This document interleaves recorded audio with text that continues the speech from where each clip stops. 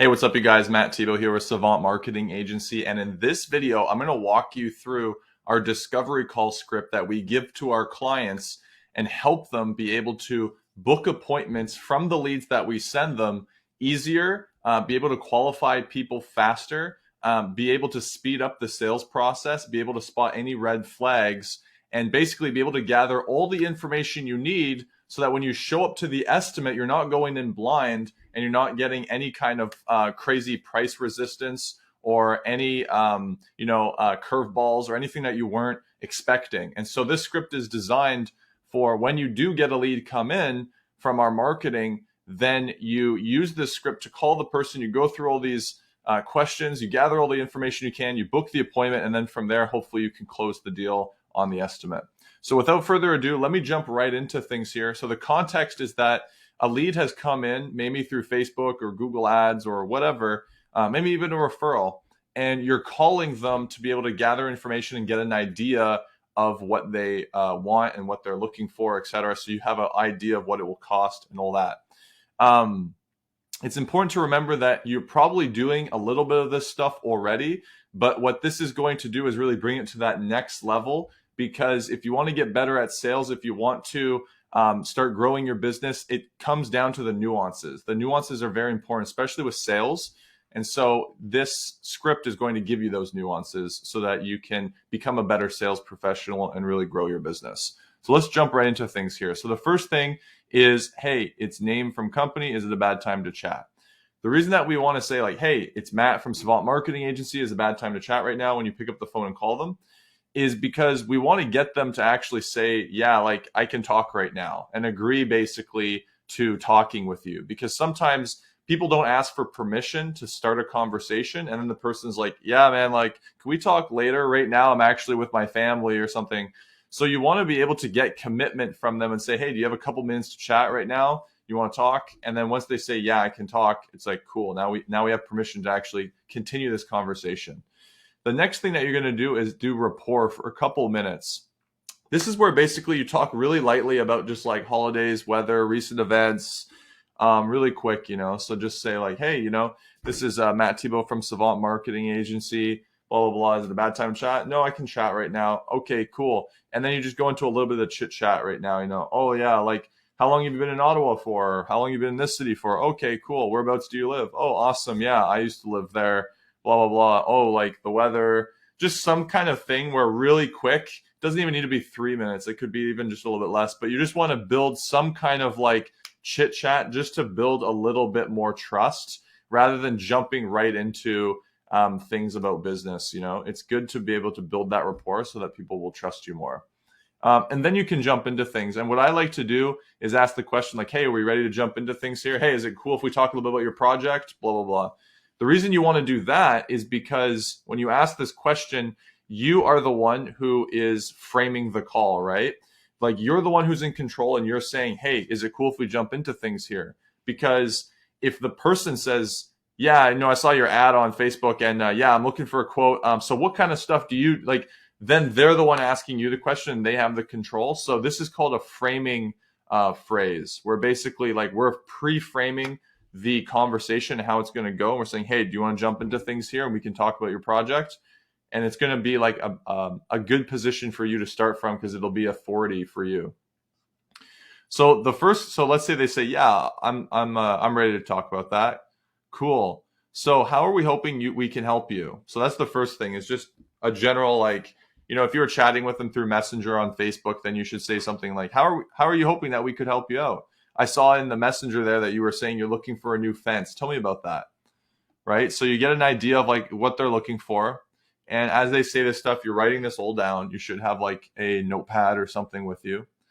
And then a lot of contractors will spend a lot of time here, but this is probably the least important one. And here's why, is because the scope of the project is going to change over time as they like need new things, or they realize they need new things, or they go further into the process of all this. And so don't spend too much time on the scope, but just get a general idea of what they're looking for. Okay, yeah, we're looking for a cedar fence and our backyard is this big and blah, blah, blah. Really quick, don't spend too much time here. A lot of contractors will spend too much time there. So you get a general idea of the scope. The next question that you should ask is how long you've been thinking about doing this project.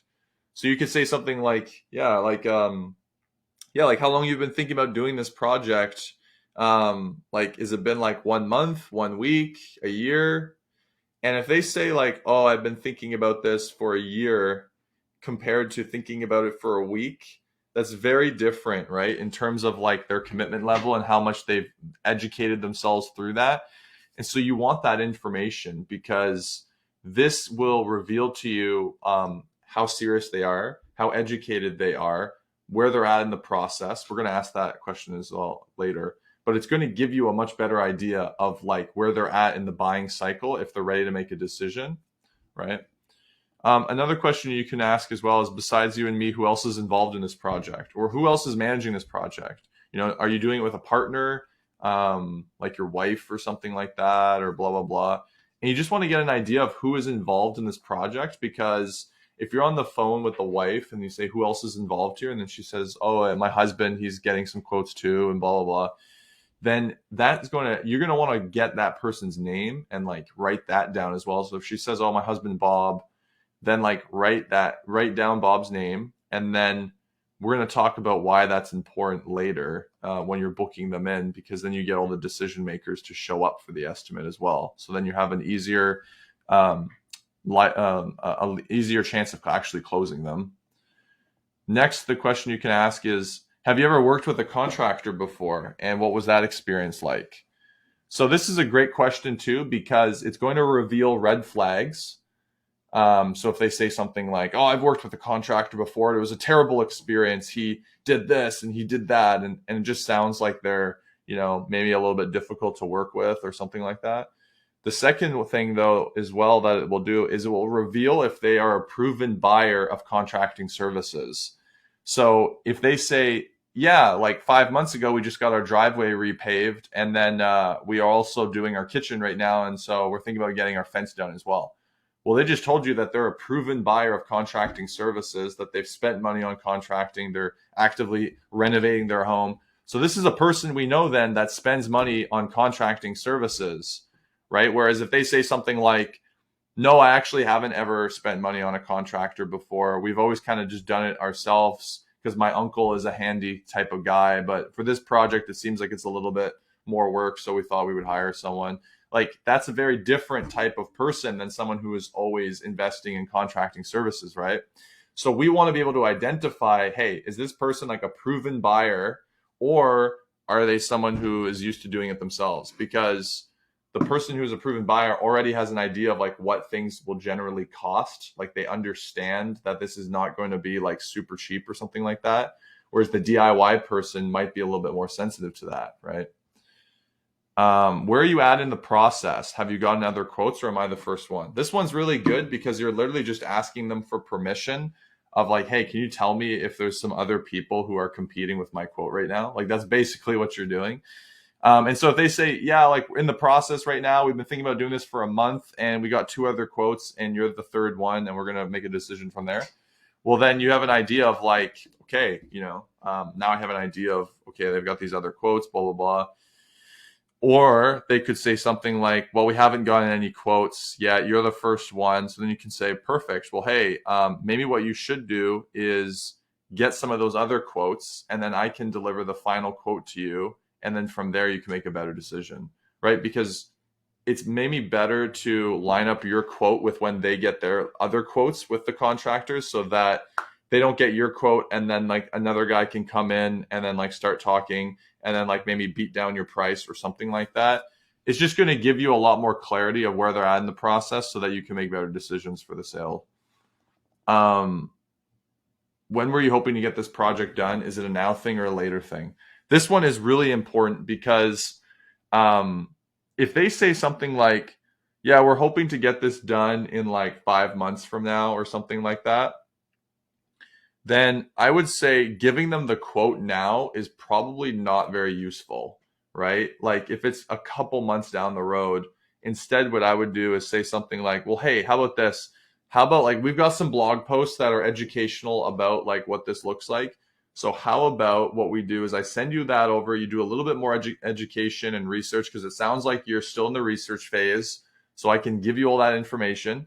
And then when you're ready, we can actually come by and do an estimate, and we can, present you with the numbers and all that when you're in a situation where you can make a better decision. Because you don't want to give someone a quote and then them sit on it for like 5 months, right? Like you want them to actually be able to make a decision when you deliver that quote.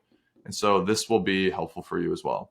So anyway, so you wrote all those things down. Hopefully you got some good information. Then after that, you say something like, well, hey, great. Based off of everything you said, we can definitely help you out. I mean, obviously, if you can't help them out, then don't say that. But if you can help them out, hey, based off of everything you said, we can definitely help you out. The next step is for us to book a time to visit your home and take a more in-depth look at things and give you a detailed quote. And this is where you basically will book them in. So you say, hey, I'm looking at my calendar. Does Tuesday or Wednesday at 1 p.m. work for you? And book them in. Get their address, get their email, get their phone number, everything you need on that call. Don't just say something like, yeah, we'll swing by like in the afternoon on a Tuesday or whatever. Like try and get a time actually put in there. And then, like I mentioned, you want to make sure that the decision makers are going to be there. So here you're going to say, yeah, so just to confirm, like Tuesday at 1 p.m., is Bob and you going to be there? Because I remember you mentioned that Bob was involved as well. So you want to be able to make sure that the person who's also the decision maker is going to be there, because obviously they're going to affect the decision, right? Also, what I don't think a lot of contractors do, which will help you greatly, is after the call, send them a text message thanking them. So say, hey, thanks a lot for your time. Looking forward to seeing you on Tuesday at 1 p.m. So again, you like reconfirm the time with them. And then an hour before the meeting, you can send them another text message and confirm that you're still on. Say something like, hey, we're going to swing by an hour. Just wanted to make sure that you're still good for us to come by and do that quote for you. That cool? Because a lot of contractors will literally just drive out without any confirmation, and then like the homeowner's not home or something like that. Like you need to confirm that. This is going to help you have higher show up rates and get people like be like, hey, he's serious, right? So that's it. This is a very simple discovery call script. I hope you found this video helpful. Let me know in the comments if you want it, and I can send it to you for free. And if you have any questions, let me know in the comments below. I'd be happy to help you out. Other than that, I hope you have a great day and hope you found this helpful. Bye.